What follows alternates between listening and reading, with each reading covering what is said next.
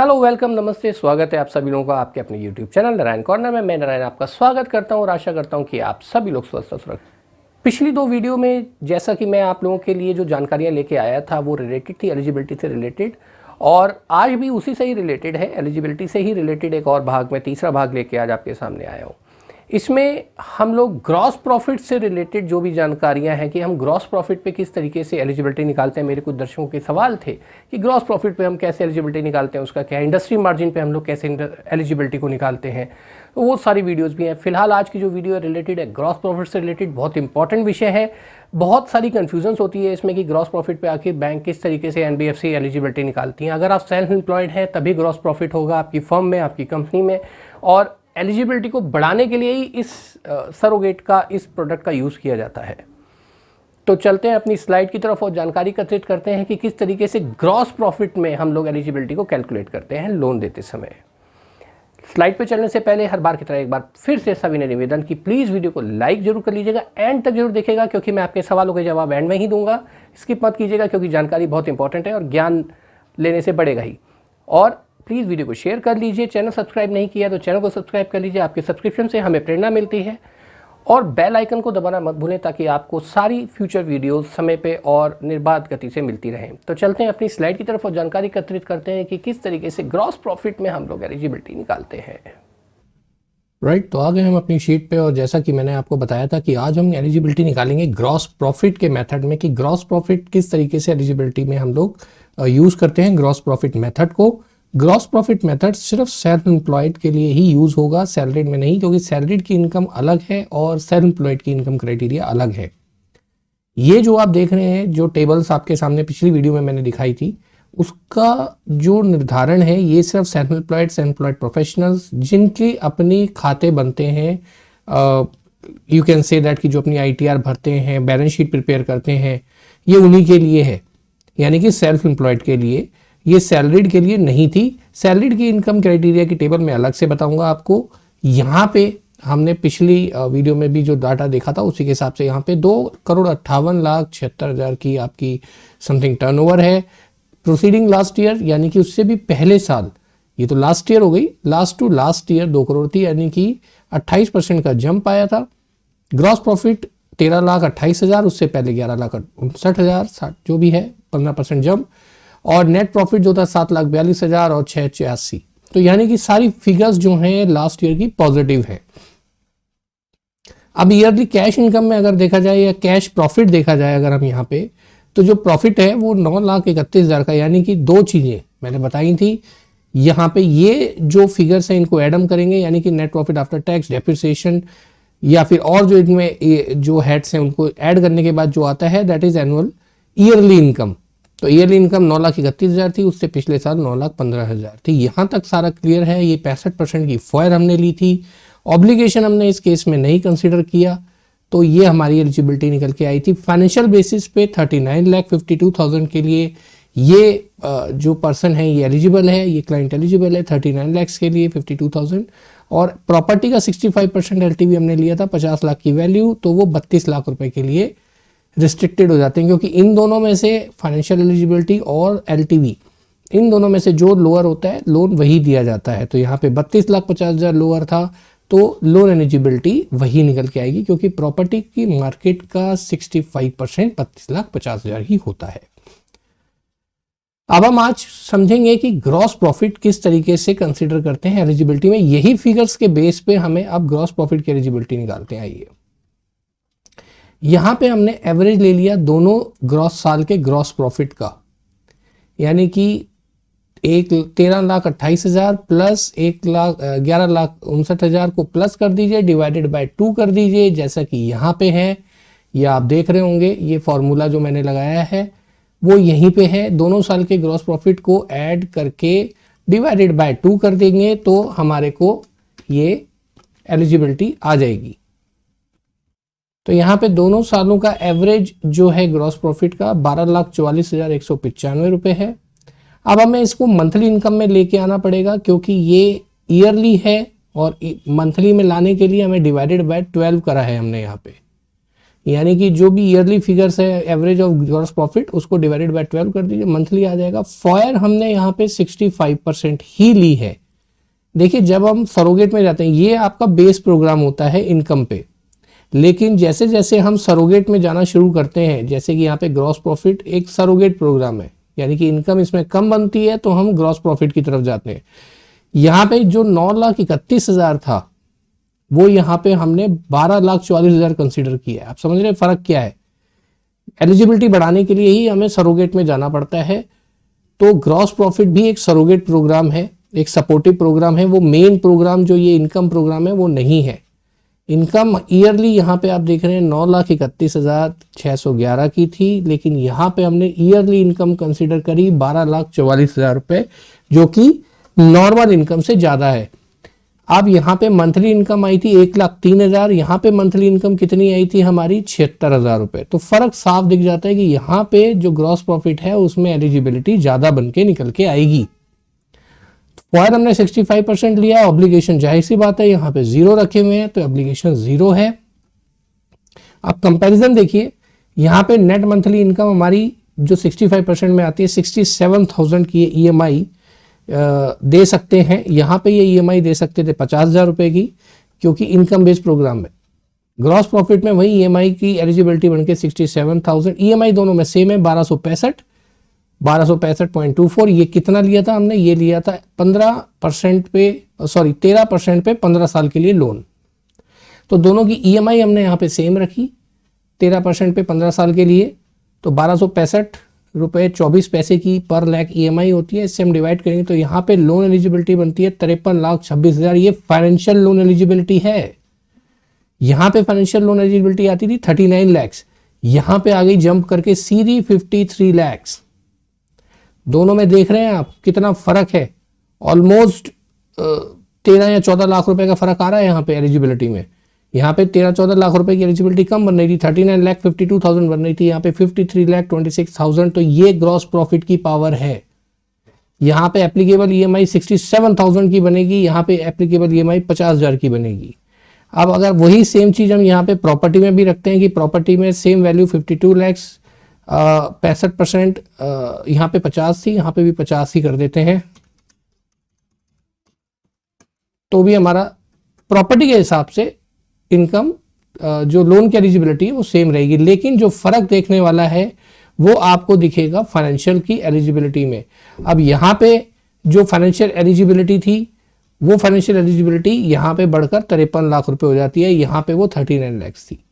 तो ये सबसे बड़ा फर्क है ग्रॉस प्रॉफिट और इनकम क्राइटेरिया में। इनकम क्राइटेरिया जो बेस प्रोग्राम होता है उसमें जब एलिजिबिलिटी कम बन रही होती है, अब कस्टमर ये कह रहा है कि मुझे तो जी लोन 50 लाख का चाहिए, यहाँ पे हम दे सकते हैं उन्हें 39 लाख फाइनेंशियली। मैं इनकम अभी प्रॉपर्टी पे बात नहीं कर रहा, मैं फाइनेंशियली बात कर रहा हूँ।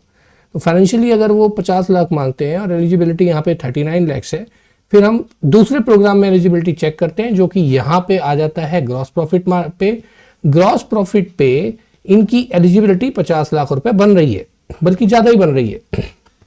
अब XYZ रीजन इनकी प्रॉपर्टी के हिसाब से वो LTV रिस्ट्रिक्टेड हो रहा है, क्योंकि दोनों प्रोग्राम में प्रॉपर्टी की मार्केट वैल्यू तो सेम ही रहेगी।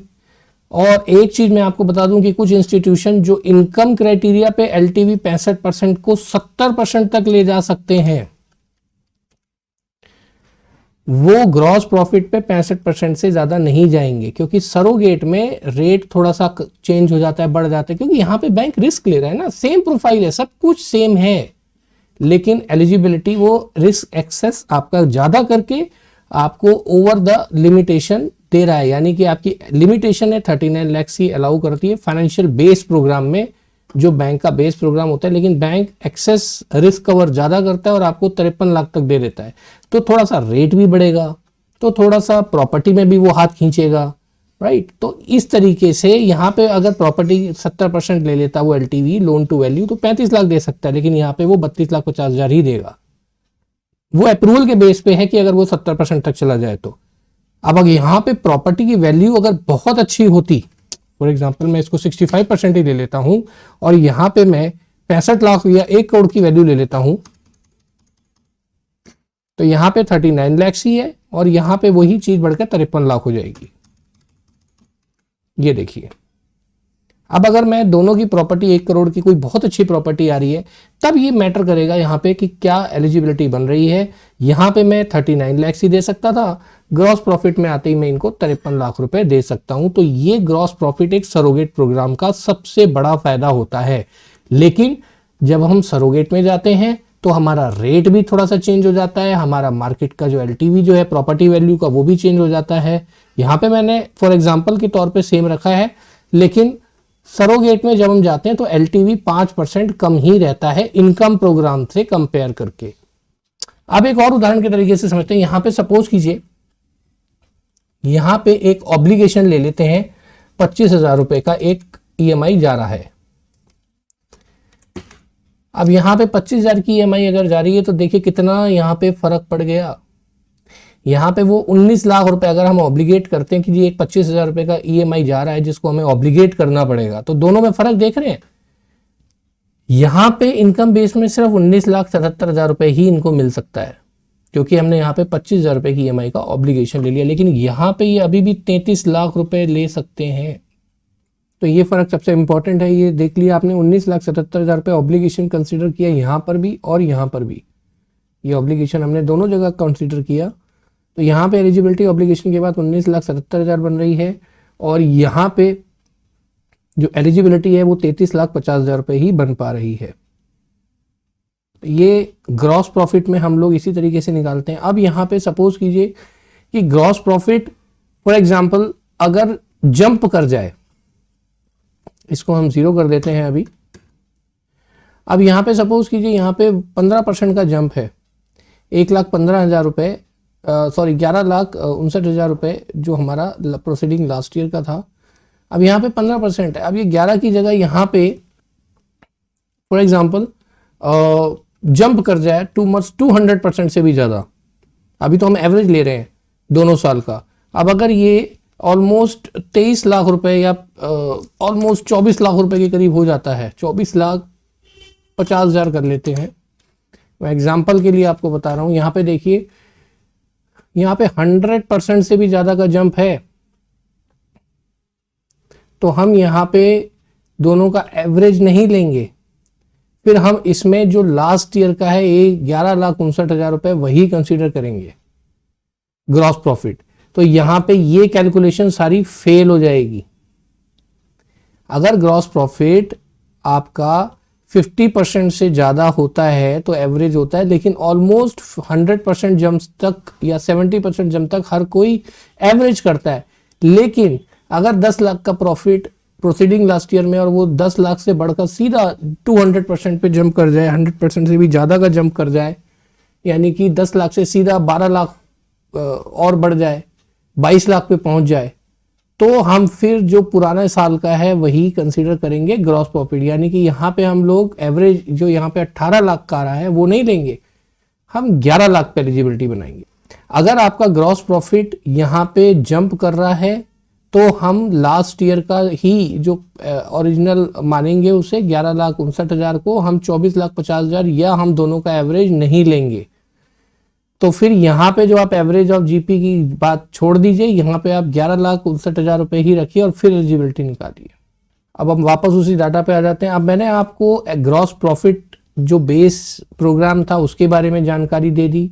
मैंने इसमें ऑब्लिगेशन के साथ आपको कंपैरिजन बता दिया कि अगर हम ऑब्लिगेशन टेकन करते हैं तो क्या हमारा फर्क पड़ता है।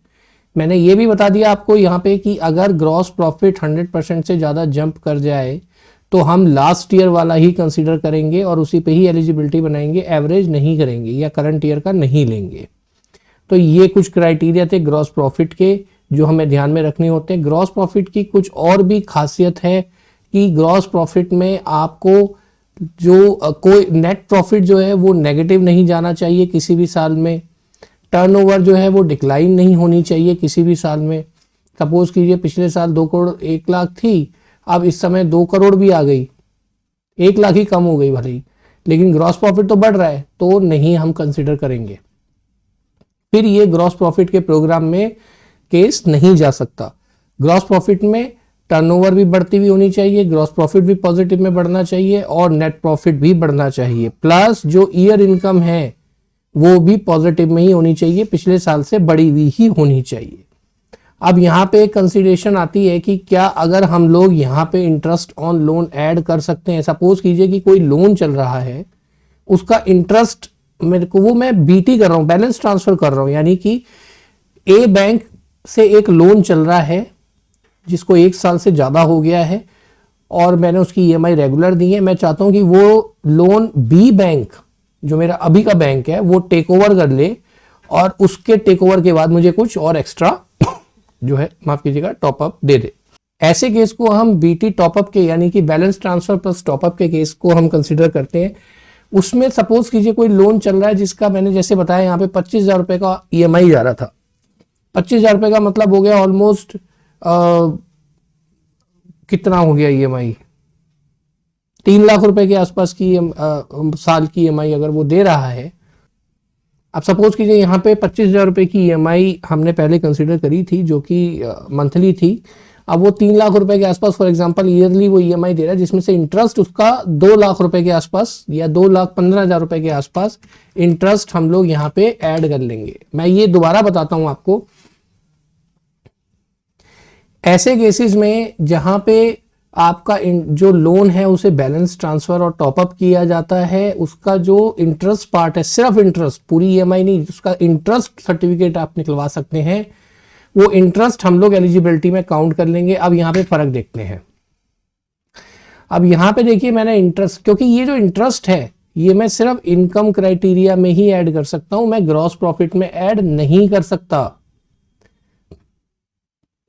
फर्क दूसरा देखिए यहाँ पे, अगर मैं कोई लोन बैलेंस ट्रांसफर कर रहा हूं तो उसका इंटरेस्ट एलिजिबिलिटी में मैं सिर्फ इनकम क्राइटेरिया में ही ऐड कर सकता हूं, उसका इंटरेस्ट मैं ग्रॉस प्रॉफिट की एलिजिबिलिटी में मैं ऐड नहीं कर सकता। तो यहां पे जब मैंने उस लोन को ट्रांसफर कर रहा हूं एलिजिबिलिटी में तो उसका ऑब्लिगेशन तो मैं नहीं ले रहा, लेकिन उसका इंटरेस्ट मैं ऐड में कर रहा हूं। अब यहाँ पे देखिए ईयरली इनकम हो गई 11,46,000, ग्रॉस प्रॉफिट में मेरी इनकम थी 12 लाख। यहाँ पे ये एवरेज ऑफ हमारा ग्रॉस प्रॉफिट है, ये है 12 लाख और अब यहाँ पे मेरी ईयरली इनकम आ गई 11,46,000 रुपए। अब मैं यहाँ 44 लाख के लिए एलिजिबल हूँ और यहाँ 53 लाख के लिए एलिजिबल हूँ। तो देख रहे हैं आप, पहले जहां मैं 39 लाख के लिए था वैसे ही एड बैक करके बीटी के केस में मैं 44 लाख जंप कर गया।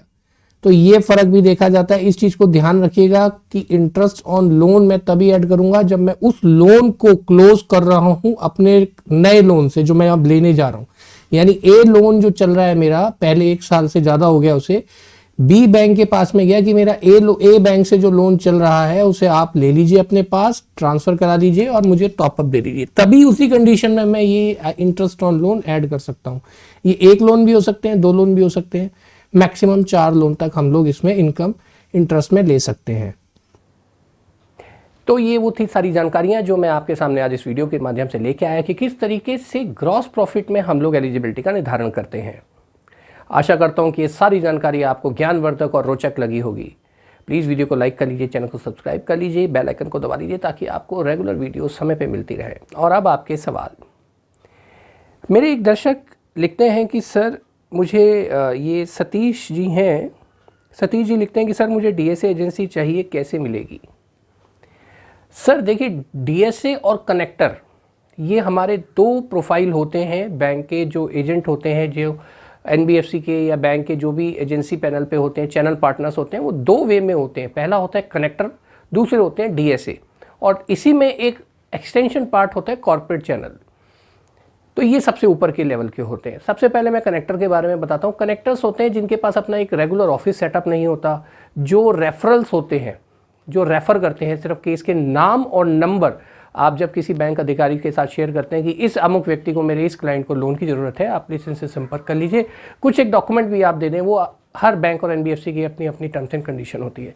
तो कनेक्टर सबसे पहले बना जाता है। अगर आपके पास कोई भी कोड नहीं है तो मैं आपको सलाह दूंगा कि पहले आप कनेक्टर बनिए या फिर किसी कॉर्पोरेट डीएसए के साथ। अब ये कॉर्पोरेट डीएसए कौन होते हैं, इस पे भी मैं आता हूँ। अगर आप कनेक्टर हैं तो आपको एक स्मॉल अमाउंट, एक रेफरल अमाउंट मिलता है बैंक की तरफ से, जो एक एजेंसी चैनल के पास आता है, चैनल पार्टनर के तौर पे आपको मिलता है। लेकिन जब आपका एक रेगुलर ऑफिस होता है, आपके पास 5 से ज़्यादा एम्प्लॉयज़ होते हैं, तो आपको डीएसए कोड दिया जाता है। डीएसए कोड में आपको पे आउट थोड़ा सा ज़्यादा मिलता है, लेकिन आपकी रिस्पॉन्सिबिलिटी बैंक आपके ऊपर डाल देता है कि ओरिजिनल सीन एंड वेरीफाइड आप करके देंगे। कुछ एक केसेस में, जैसे अनसिक्योर के केस में original seen and verified DSA करके देता है, उसकी जिम्मेदारी होती है कि ये डॉक्यूमेंट उसके व्यक्ति ने वेरीफाइड कर लिए हैं। और भी बहुत सारी कुछ चीज़ें होती हैं जिसमें डीएसए अपने पूरी क्षमता का उपयोग करते हुए बैंक को केस देता है, पूरे डॉक्यूमेंटेशन के साथ देता है। ऐसा नहीं कि सिर्फ नाम और नंबर दे दिया। डीएसए की रिस्पॉन्सिबिलिटी होती है कि पूरी उस फाइल को एंड टू एंड प्रोसेस में बैंक की मदद करे, तो डायरेक्ट सेल्स एसोसिएट हो जाता है डीएसए, यानी डायरेक्ट सेल्स एसोसिएट।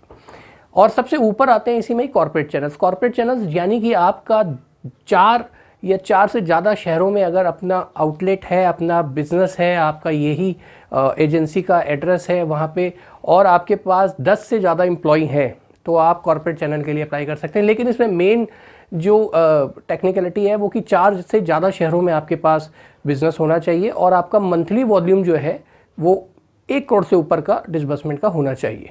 प्लस आप 2 साल से किसी भी बैंक या एनबीएफसी के डीएसए रह चुके हों। अब अलग अलग बैंकों में या अलग अलग एनबीएफसी में कुछ कंडीशंस अलग हो सकती हैं।